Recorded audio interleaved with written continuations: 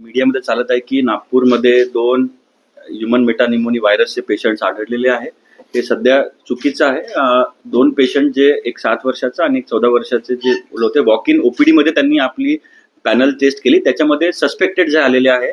पण जोपर्यंत आम्ही NIV आणि एम्स मधून तपासणी होणार नाही तोपर्यंत त्याच्यामध्ये कसलेही बोलणं बरोबर नाहीये. कारण सध्या नागपूरमध्ये एकही केस नाही, सस्पेक्टेड आहे. आता आम्ही त्यांचा सॅम्पल जो आहे तो एम्सला आणि पुण्याला पाठवू आणि त्याच्यानंतर आपल्याला कळेल की तो पॉझिटिव्ह आहे की निगेटिव्ह. आणि दोन्ही हे जे पेशंट होते ते वॉक इन होते, कोणीच ऍडमिट नाही आहे, ते डिस्चार्ज झालेले आहे, ते सुखरूप आहे.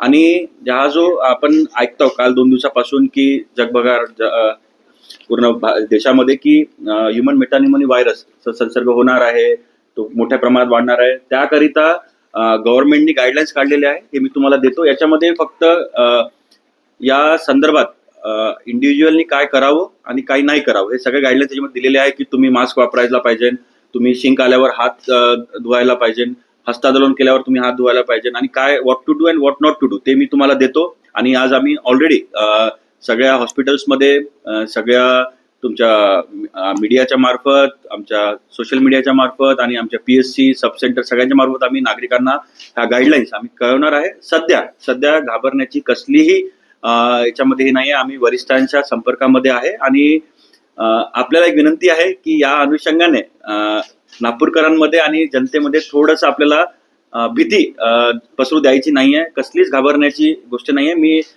रिस्पॉन्सिबिलिटीने बोलते आपल्या समोर. सध्या घाबरण्याची कसलीच कंडिशन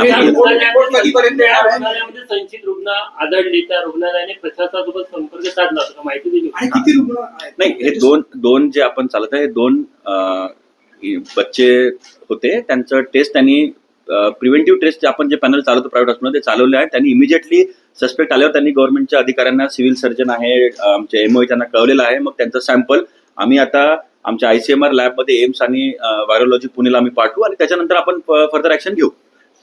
या संदर्भात काही इतर उपाययोजना करायची गरज पडेल? नाही, मी तेच सांगतो. मी तुम्हाला वाचून दाखवतो म्हणजे तुमच्या मार्फत सगळ्या जनतेपर्यंत पोहोचेल. त्याच्यामध्ये म्हटलंय की आपल्याला खोकला किंवा शिंक आली तर तोंडावर मास्क ठेवा, ते आपण करायलाच पाहिजे. त्याच्यानंतर साबण आणि पाणी याच्या अल्कोहोल आधारित सॅनिटायझरने आपला हात वारंवार धुवा. त्यानंतर ताप, खोकला किंवा शिंक येताच सार्वजनिक ठिकाणापासून दूर राहा.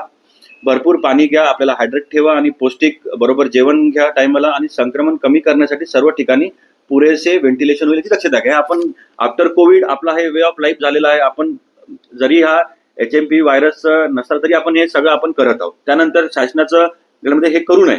हस्तांदोलन, टिश्यू पेपर, रुमालाचा पुनर्वापर ते आपण ऑलरेडी करत नाही. आजारी लोकांचे जवळचा संपर्क, हे इन्फ्लुएन्झा व्हायरसमध्ये आपण जे नाही करायचं ते ऑलरेडी आपण लोकांमध्ये आता अवेअरनेस झालेली आहे.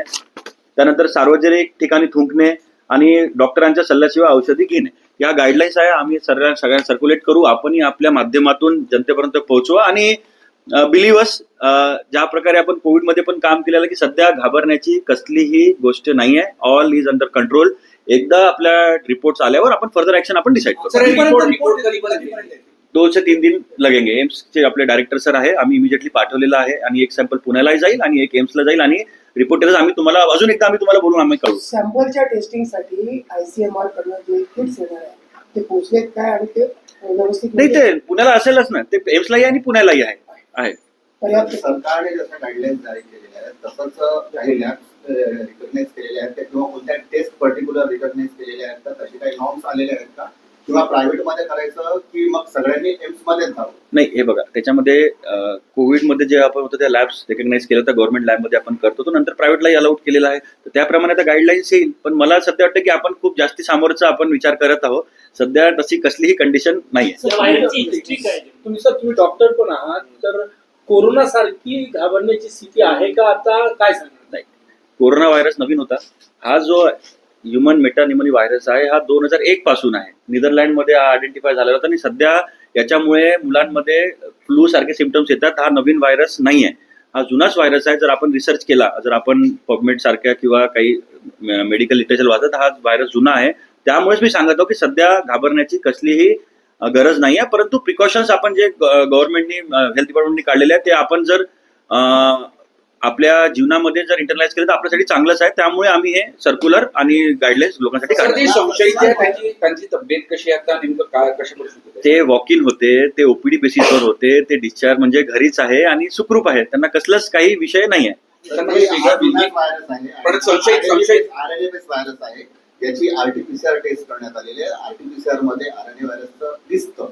मग हे फक्त सस्पेक्टेड आम्ही काय म्हणतो, कारण त्याच्यामध्ये सिटी व्हॅल्यू लागते आपल्याला. सिटी व्हॅल्यू जर कोविडमध्ये म्हणतो की 25च्या वर झालं तरच पॉझिटिव्ह, 25च्या खाली आता आपण नव्हतो कारण. तर तसे याचं सिटी व्हॅल्यू सगळं आपल्याला डिटेल केल्यावरच आपल्याला कळावं लागणार. कारण व्हायरल जे प्रोटीन असतात ते एक दुसऱ्यावर ओव्हरलॅपी होतात. आणि इन्फ्लुएन्झा पॉझिटिव्ह आहे तो निमो व्हायरस पॉझिटिव्ह असू शकतात. त्यामुळे सिटी व्हॅल्यू डिटेल एक वेळा होऊ द्या, एक्सपर्ट बसलेले आहेत, त्यानंतर आपण हे करू. दुसरा प्रश्न असा की जिनोम सिक्वेन्सिंग हे आरएनए मध्ये काही म्युटंट आले की नाही याच्यासाठी करणार आहे. तर हे पुण्याला होतं. त्याच्या प्रायमरी बेसिसवर आपल्याला पॉझिटिव्ह आहे की निगेटिव्ह आहे हे एम्स मधून मी ते सांगितलं की हमारे एम्स मध्ये जिनोम सिक्वेन्सिंग होईल आणि तिकडे पुण्याला डिटेल इन्व्हेस्टिगेशन होईल. दोन्ही सॅम्पल आपण पाठवलेले आहे. रिपोर्ट येताच मी तुम्हाला अजून बोलून तुम्हाला क्लिअर कट सर सांगेल. हिंदी में बताएं, HMPV के 2 मरीज यहाँ संशयित पाए गए, क्या पूरा मामला है, क्या उनकी उम्र थी, प्रोसेस चल रही है? नहीं, इसमें जो 2 बच्चे थे वो वॉक इन ओपीडी बेसिस पे उनका सैंपल लिया गया था और उनके डिटेक्शन में सस्पेक्टेड आया है. तो अभी हमने डिटेल उनके सैंपल लेके एम्स और पुणे NIV पुणे भेज के हम उनका जांच कराएंगे और उसके बाद आगे का हम डिसाइड करेंगे. लेकिन अभी के इसमें एज अ डिस्ट्रिक्ट कलेक्टर मेरी पूरी टीम हमारे साथ है, CS है, MOH है, एम्स के डायरेक्टर है. अभी घबराने की कोई भी जरूरत नहीं है. और अभी हेल्थ डिपार्टमेंट ने एक गाइडलाइंस निकाले हैं जो कि वायरल डिसीज के लिए what to do what not to do. जो हमको खांसी आई तो मास्क पहनना है, हाथ बार बार धोना है, वो गाइडलाइंस ऑलरेडी निकाले, हमने ऑलरेडी सर्कुलेट कर दिया है हमारे हॉस्पिटल्स में, PSC RH में, और वो लोगों तक पहुंचाएंगे. और मेरी एक विनती है आपके लोगों से कि कोई भी घबराने की अभी कोई स्थिति नहीं है. सब कंट्रोल में है. और ये जो वायरस है ये कोई नया वायरस नहीं है, पुराना ही वायरस है. तो अभी वही उसमें कोई म्यूटेशन हुआ है जो चल रहा है मीडिया पे, उसीलिए हमने सैंपल एम्स और पुणे भेज रहे हैं. वो रिपोर्ट आने के बाद हम आपको फिर से कम्युनिकेट करेंगे. मेडिकल और मेमो में क्या इंतजाम किए गए हैं? कुछ अलर्ट मोड पे है हमारी हेल्थ सिस्टम? नहीं, हेल्थ डिपार्टमेंट तो हमेशा अलर्ट मोड पे ही होती है. लेकिन वही मैं बोल रहा हूँ, अभी कोविड के बाद वी आर फुल्ली प्रिपेयर्ड. कोई ऐसा घबराने की बात नहीं. मुझे यही बताना है कि जिस चीज का खतरा नहीं है उसका खतरा करके एंजाइटी सोसाइटी में हमको नहीं फैलाना है. हमको प्रिकॉशंस लेने हैं. और जब ये टेस्ट की रिपोर्ट आएंगी उसके बाद हम आपको डिटेल बताएंगे. लोकांमध्ये जी सर्वात जास्त भीती आहे ती चायनाचे जे बातम्या येतात त्याचा आणि याचा काही संबंध आहे का? या संदर्भात नाही, काय सांगता? त्याच्यामध्ये सध्यापर्यंत तर नाही आहे. आता आपले हेल्थ डिपार्टमेंट, MED डिपार्टमेंट हे याच्यामध्ये तपासणी करत आहे आणि आपला सॅम्पलचा रिपोर्ट आल्यावर आपलं सगळं क्लिअर होईल. सर जो 2 मरीजों की रिपोर्ट आपने एम्स और NIV पुणे भेजी है, कब तक आने की संभावना है? और जो 2 बच्चे हैं उनकी साधारणता क्या आयु है? वो OPD बेसिस के ही थे. वो 7 से 14 साल के उम्र रेंज में है और रिपोर्ट्स 2-3 दिन में पुणे से और एम्स से आ जाएगा. तो मेरी यही दरख्वास्त है कि बार बार जनता को, नागपुरकर को घबराने की कोई जरूरत नहीं है.